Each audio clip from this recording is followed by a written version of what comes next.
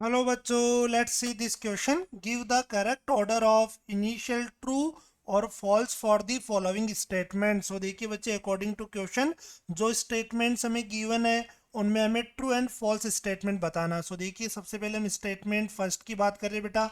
If electron has zero quantum magnetic number then it must be present in s orbital. So according to question, अगर किसी electron के लिए बच्चे magnetic quantum number की value zero है तो वो इलेक्ट्रॉन बच्चे हमारा किसके अंदर, एस ऑर्बिटल के अंदर प्रेजेंट होगा। तो अगर मैं बात करूं बच्चे, एन की वैल्यू यहाँ पे प्रिंसिपल क्वांटम नंबर वन है, तो एल की वैल्यू हमारी कितनी होगी, जीरो होगी। अगर एल जीरो तो एम की वैल्यू भी कितनी होगी, जीरो होगी। तो ये कौन सी सबसेल होगी बेटा, ये हमारी वन एस सबसेल होगी। अगर एन की वैल्यू टू है तो एल की वैल्यू जीरो भी पॉसिबल है बच्चे और वन भी पॉसिबल है। अगर एल की वैल्यू जीरो है तो एम की वैल्यू जीरो होगी।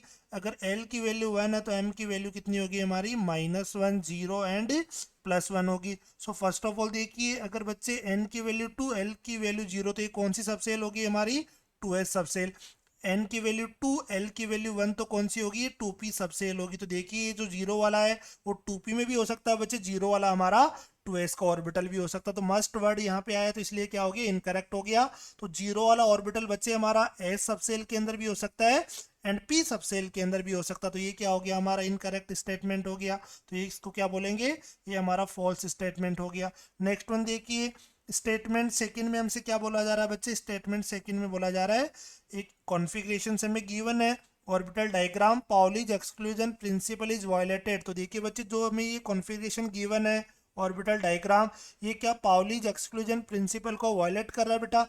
तो पाउलीज एक्सक्लूजन प्रिंसिपल के अकॉर्डिंग क्या होता है बच्चे, एक ऑर्बिटल में मैक्सिमम हमारे कितने इलेक्ट्रॉन्स आ सकते हैं बच्चे, दो इलेक्ट्रॉन्स हैं, दोनों का स्पिन कैसा होगा, अपोजिट होगा। तो देखिए, एक ऑर्बिटल में टू इलेक्ट्रॉन है, दोनों का स्पिन अपोजिट है। यहाँ पे भी टू इलेक्ट्रॉन है, दोनों का स्पिन अपोजिट है। यहाँ पे भी टू इलेक्ट्रॉन है, दोनों का स्पिन क्या है, अपोजिट है। मीन्स ये किसको फॉलो कर रहा है बच्चे, तो ये तो पाउलीज एक्सक्लूजन प्रिंसिपल को फॉलो कर रहा है। बट स्टेटमेंट में क्या बोला गया है कि ये क्या कर रहा है, वॉयलेट कर रहा है पाउलीज एक्सक्लूजन प्रिंसिपल को। तो ये भी क्या हो गया, फॉल्स स्टेटमेंट हो गया। स्टेटमेंट थर्ड की हम बात करते हैं यहाँ पे, Bohr model can explain spectrum of hydrogen atom. तो देखिए बच्चे, जो बोर का मॉडल मॉडल है हमारा किसके ऊपर, वन इलेक्ट्रॉन स्पीसीज के ऊपर बच्चे वैलिड था, वन इलेक्ट्रॉन स्पीसीज के ऊपर वैलिड था बच्चे।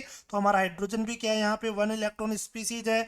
तो जो बोहर साइंटिस्ट था बच्चे, तो बोहर ने क्या किया यहाँ पे, हाइड्रोजन एटम के हाइड्रोजन एटम के बच्चे यहाँ पे स्पेक्ट्रम के बारे में हमें बताया। तो बोहर मॉडल क्या करता है बच्चे, यहाँ पे हाइड्रोजन एटम के स्पेक्ट्रम को एक्सप्लेन करता। तो ये स्टेटमेंट क्या हो गया हमारा, ट्रू स्टेटमेंट हो गया।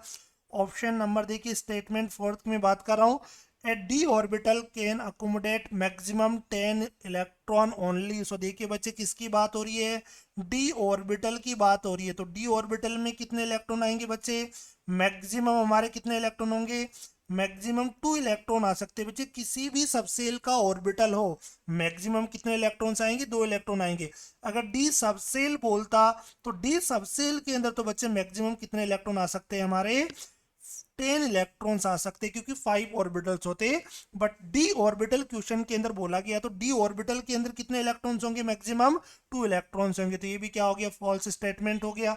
सो देखिए, ऑप्शन ए में हमें गिवन है ट्रू ट्रू फॉल्स फॉल्स, तो ये क्या हो गया, रॉन्ग हो गया। ऑप्शन बी में देखिए, false false true false, option B is the correct answer.